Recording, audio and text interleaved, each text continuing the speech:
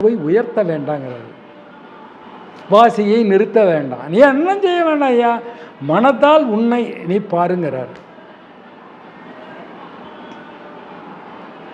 சரி, இப்போ இதுவரை நாம் பேசினதில் என்ன உங்களுக்கு சந்தேகங்கள் இருக்கு?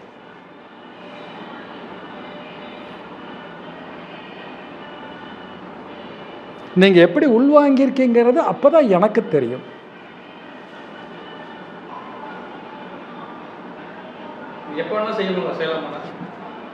உண்ணும் போதும் அதுவே ஆகும், உறங்கும் போதும் அதுவே ஆகும், என்னும் எண்ணங்கள் தோறும் அதுவே ஆகும். கால் டியூரேஷன்ங்கிறது உனக்கு கிடக்கிட்ட பண்ணட்டா நீ உனக்கு அது அது நீ 1/2 hour 1 hour 2 மணி நேரம் செஞ்சாலும் அது அடங்காது. ஒரு நாள் 30 அருங்கொடுத்து ஓதியே ஜபித்து உகந்த நீர் அணிய அஷ்டதிக்குள்ளோர் அடங்கலும் வசமாய் திசை மன்னர் என்மல் செயலது அருள்வர் மாற்றாரெல்லாம் வந்து வணங்குவர் நவகோன் மகிழ்ந்து நன்மை அளித்திடும் நவமத எனவும் நல் எழில் பெறுவார் எந்த நாளும் ஈரட்டாய் வாழ்வார். புரியுதா? ஒரு நாள் 36 உரு கொடுத்து ஓதியே ஜெபித்து உகந்த நீர் அணிய, இதெல்லாம் தத்துவ வார்த்தைகள்.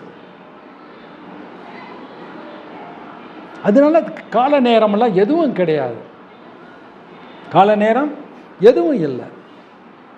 ஏன்னா ஒரு மனிதனுடைய இயக்கத்துக்கு காரணமாக இருக்கக்கூடிய இந்த சுவாசம் உக்காந்துருக்கப்ப எவ்வளோ செலவாகுது, படுத்திருக்கப்ப எவ்வளோ செலவாகுது, நடக்கிறப்ப எவ்வளோ செலவாகுதுங்கிற கணக்கு கொடுத்துருக்காங்க. சொல்ல புரியுதா? இந்த தம்பனம்ங்கிறது ரொம்ப முக்கியம். நம்மளோட உயிர்காற்றை நாம் சேமிக்கணும். அதான் நான் ஏற்கனவே சொன்னேன்,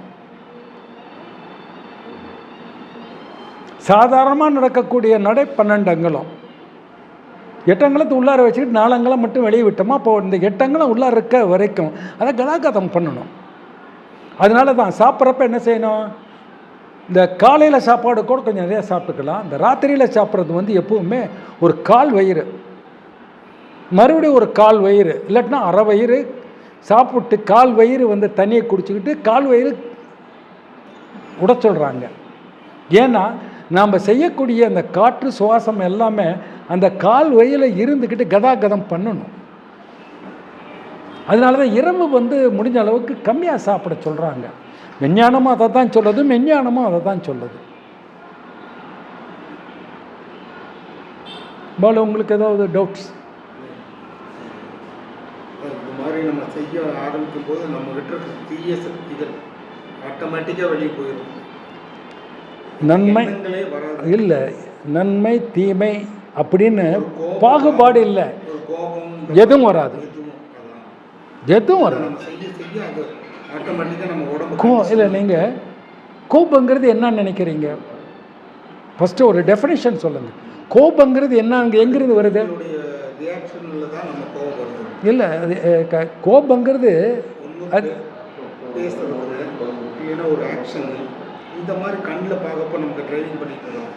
இல்லை இல்லை இப்போ இல்லை, ஒரு உதாரணம் சொல்லுறேன். ஒருத்தர் போட்டு அடிச்சுக்கிட்டு இருக்காரு, அந்த காட்சியை நம்ம பார்க்குறோம். அடிக்கிறவன் மேலே நமக்கு ஒரு கோபம் வரும், அடிக்கிறவன் மேலே நமக்கு ஒரு கோபம் வரும்.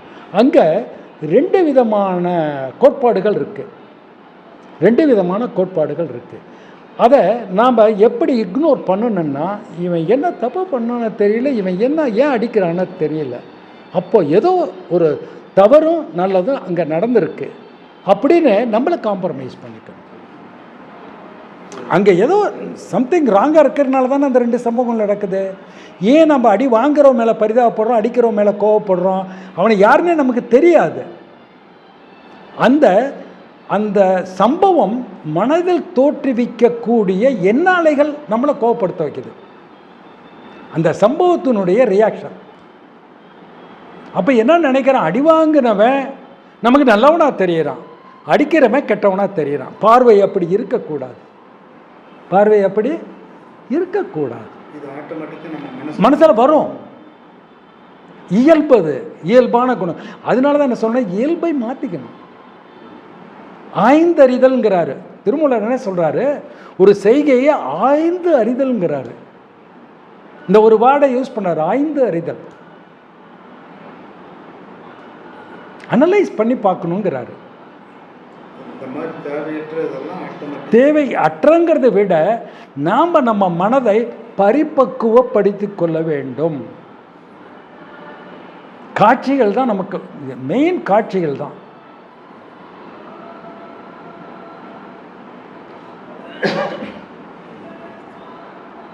அதனால் நீங்கள் கேட்குற கேள்வி அற்புதமான கேள்வி.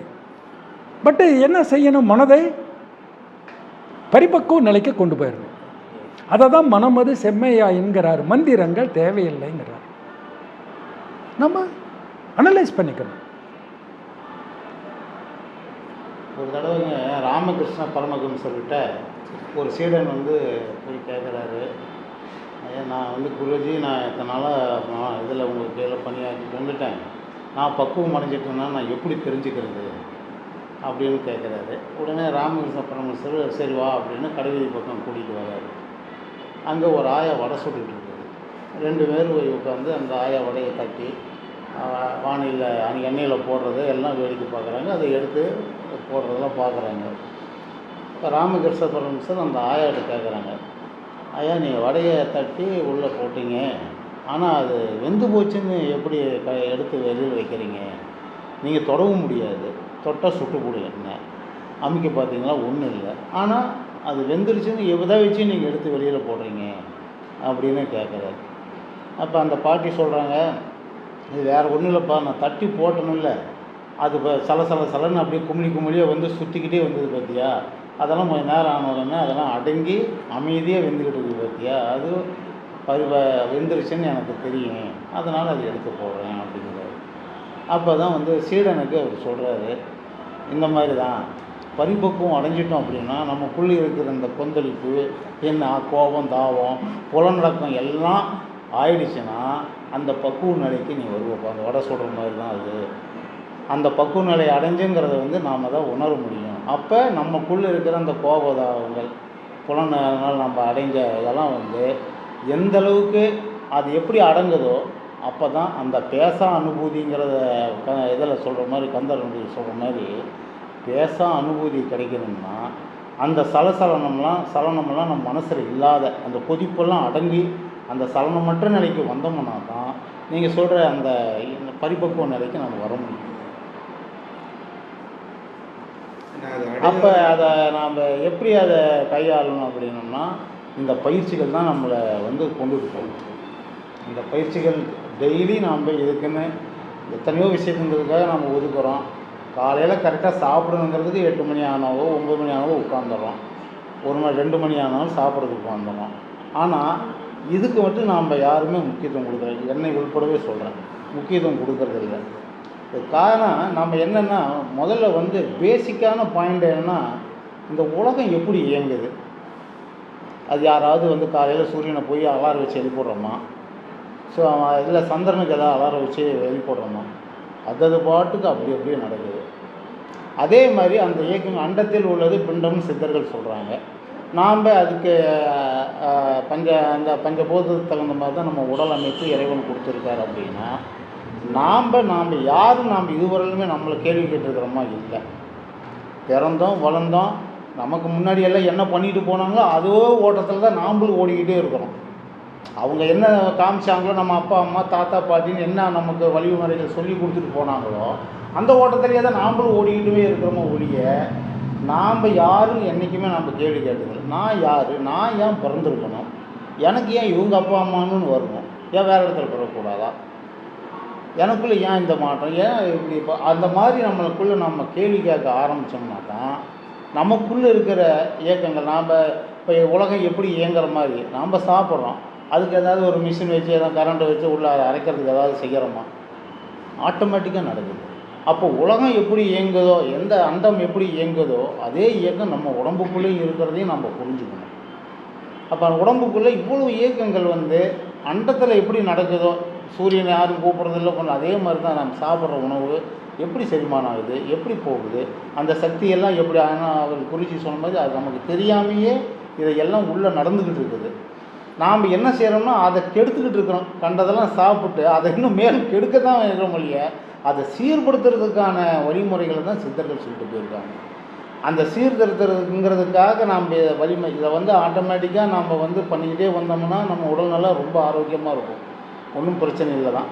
இப்போ அதை செய்கிறதுக்கு முயற்சி பண்ணும்போது நாம் ஏற்கனவே பழகின பழக்கத்தை தாண்டி போகிறதுக்கு நம்ம மனசு ஒப்புக்க மாட்டேங்குது. ஆச்சுங்களா? அதுதான் பாயிண்ட்டு. நமக்கு தடையாக இருக்கிறது இப்போ நம்ம மனசு தான். ஆனால்